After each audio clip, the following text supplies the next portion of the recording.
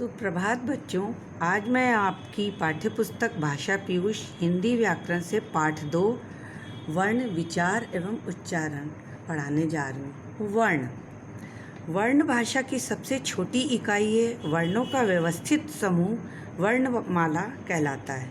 वर्णों के मेल से ही शब्द बनते हैं। ये भाषा का महत्व अंग है।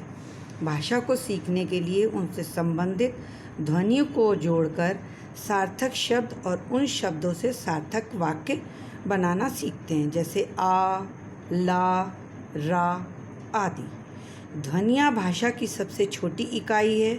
उन्हें वर्ण कहा जाता है। वर्णों के उचित मेल से सार्थक शब्द और शब्दों के उचित मेल से वाक्य बनता है, जैसे किताब, सूरज।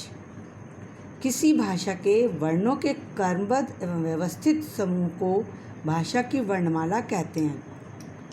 हिंदी वर्णमाला में कुल 52 वर्ण हैं। जैसे कि आ से आहा जो है स्वर कहलाता है, वो 11 हैं। आ से आहा आयोग है, वो 2 हैं। का से हा तक के व्यंजन जो हैं वो 33 हैं हमारे।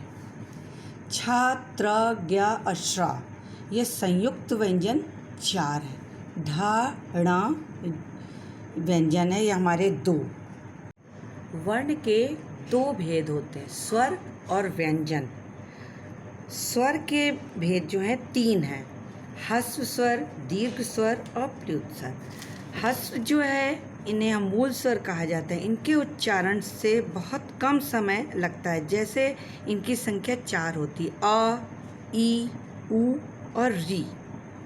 दीर्घ स्वर जिनकी ध्वनियों के उच्चारण में ह्रस्व स्वर में अधिक समय लगता है, इनकी संख्या 7 है, जैसे आ, ई, उ, ए, ओ, औ। ये दीर्घ स्वर कहलाते हैं। ग है प्लुत स्वर, तीसरा नंबर। जिन ध्वनियों के उच्चारण से ह्रस्व स्वर में लगभग 3 गुना अधिक समय लगता है, उन्हें हम प्लुत स्वर कहते हैं, जैसे ओम, राम।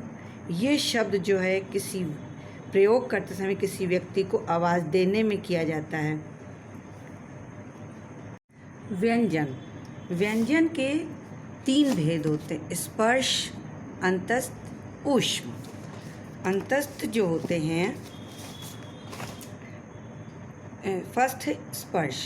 जिन व्यंजनों के उच्चारण करते समय जीभ मुंह के भीतर विभिन्न भागों में टच करती है, जैसे कंठ, तालु, दंत, मूर्धा अथवा ओठ से निकलकर विशेष स्थान को स्पर्श करती है, उसे हम स्पर्श व्यंजन कहते हैं। जैसे का से माँ तक की संख्या 25 है। इन्हें हमें 5 भागों में बांटा गया है, जैसे कि क, ख, ग, घ, अड़ा यह कंठ से निकलती है। चास, छ, ज, झ यह तालु से निकलती है। ट, ठ, ड, ढ, अड़ा मूर्धा कहलाती है। त, थ, द, ध, न दंत से कहलाती है। प, फ, ब, भ, म ओष्ठ कहलाते हैं।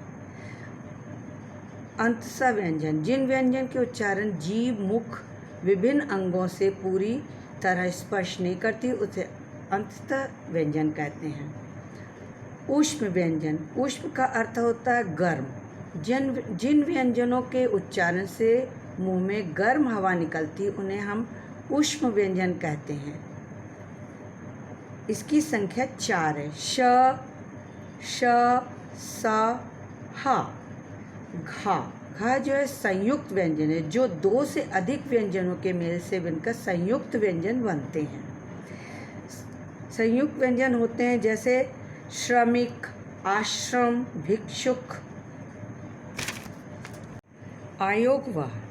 ये ना तो स्वर में माने जाते हैं न व्यंजन, अतः इनके लिए भी मात्रा चिन्हों का प्रयोग किया जाता है।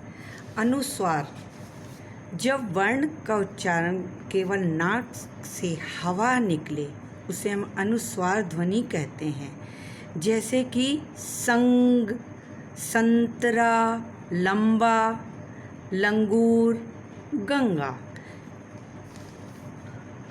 अनुनासिक, जिसको हम चंद्र बिंदु कहते हैं, यह नाक एवं मुंह दोनों से हवा निकले, उसे हम अनुनासिक कहते हैं, जैसे कि भांगड़ा, चांद, पाँच, मुँह आदि। विसर्ग। विसर्ग ध्वनि उच्चारण लगभग ह के समान किया जाता है। इसे आहा आयोग से लिया गया। इसका प्रयोग हमेशा अंत में ही होता है, जैसे अतः, प्रायः, पुनः आदि। तो आज बच्चों हमने सीखा कि वर्ण सबकी सबसे छोटी इकाई है। वर्णों के क्रमबद्ध एवं व्यवस्थित समूह को वर्णमाला कहते हैं। वर्णमाला में स्वर तथा व्यंजन दो प्रकार के होते हैं। कुल वर्णमाला में 52 वर्ण हैं। हिंदी वर्णमाला में कुल 52 वर्ण हैं। स्वर के 3 भेद हैं, ह्रस्व स्वर, दीर्घ स्वर, प्लुत स्वर। आ, अहा और अहा को आयोगवाह कहते हैं। शब्द के वर्णों को अलग अलग करने की विधि वर्ण विच्छेद कहलाती है।